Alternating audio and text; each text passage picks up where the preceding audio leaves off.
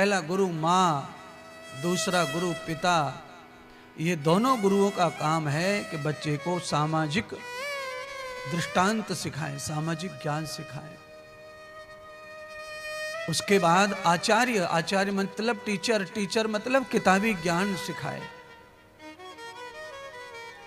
आचार्यो पुरुषो वेदः, चौथा गुरु किताब पुस्तक है, वेद है।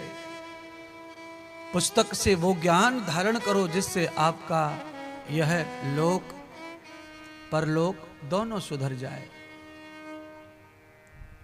चार गुरु तो सामान्य से सामान्य व्यक्ति को बताएं शास्त्रों में, और जो थोड़ा असाधारण व्यक्ति है, विशेष है, उसके लिए तो महान महान सन्यासी भी चाहिए उसके जीवन में, जो उसे प्रेरणा करें, जो उसे उत्साहित करें और उसके खुद के स्वरूप का परिचय कराएं।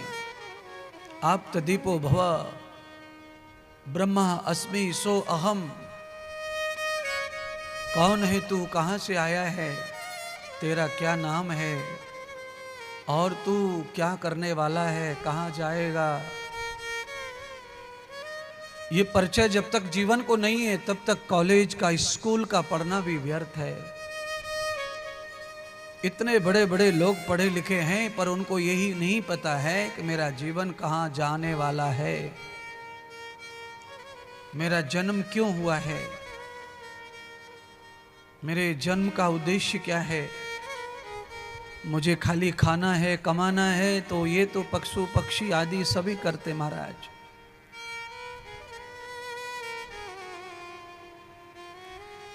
दूसरा, महात्मा सूत ने सौनक ऋषि को कहा, सुखदेव जी ने परीक्षित को कहा, हे चक्रवर्ती राजा परीक्षित, सदैव समय एक जैसा नहीं रहता किसी का। आपको भाग्य से बड़ा गद्दी मिल जाए, भाग्य से बड़ा स्वर्ग मिल जाए, वो स्वर्ग भी गद्दी भी भाग्य का फल जब समाप्त हो जाएगा, गद्दी छिन जाएगी, स्वर्ग भी छिन जाएगा।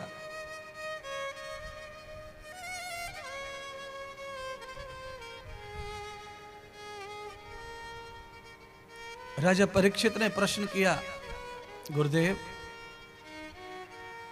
एक दृष्टांत ऐसा सुनाओ कथा के रूप में जिसे सुनकर के हमें ये बोध हो, हकीकत हो, सच लगे कि महाराजा की गद्दी नहीं रही, स्वर्ग का सिंहासन नहीं रहा।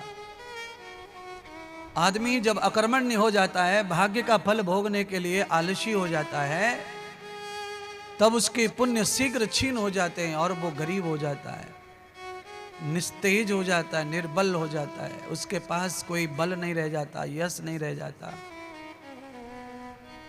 इसीलिए मैं आपको कहना चाहता हूं कि आपके माता पिता का, दादी दादा का, आपके पूर्वजों का जो भी धन आपको प्राप्त हो गया है या जो भी आपको भी भाग्य से प्राप्त हो गया है, आप इस समय चढ़ते हुए हैं, आप इस समय खाते पीते घर के हो, तो ऐसी स्थिति में आपको अधिक से अधिक ध्यान, भजन, दान, कथा, यज्ञ करना चाहिए।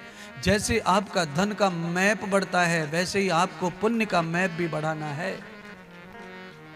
अगर आपको धन तो मिल गया भाग्य से, पर आपके पुण्य करने की परंपरा समाप्त हो गई, तो आप लिख लेना कि मात्र 11 वर्ष में ही आपका आगे नाश हो जाएगा।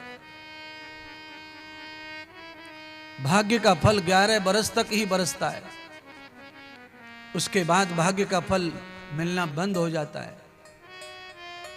फिर आपका पुरुषार्थ क्या है, आपका कर्म क्या है, आपने क्या सही अच्छा क्या किया है, उसके बल पर आपका व्यापार चलता है, बिजनेस चलता है। आप धन प्रतिदिन बढ़ता चला जाए, बढ़ता चला जाए, तो दिन प्रतिदिन धन बढ़ता चला जाए, वर्षों वर्षों, पीढ़ी पीढ़ियों तक, उसके लिए आपको आलसी नहीं होना है, दरिद्र नहीं होना है, आपको सत्कर्मी शुभ कर्मी होना है। देखिए, कोई गरीब आदमी सेवा, कथा, दान, पूजा, भंडारा ना करे तो समझ लिया जा सकता है, पर जिसका हाथ भगवान ने पकड़ा है, लक्ष्मी ने पकड़ा है, वो ना करे तो भविष्य अच्छा नहीं है आपका। आपके भाग्य का फल आपको प्राप्त हो गया, पर भाग्य का फल कब तक चलेगा।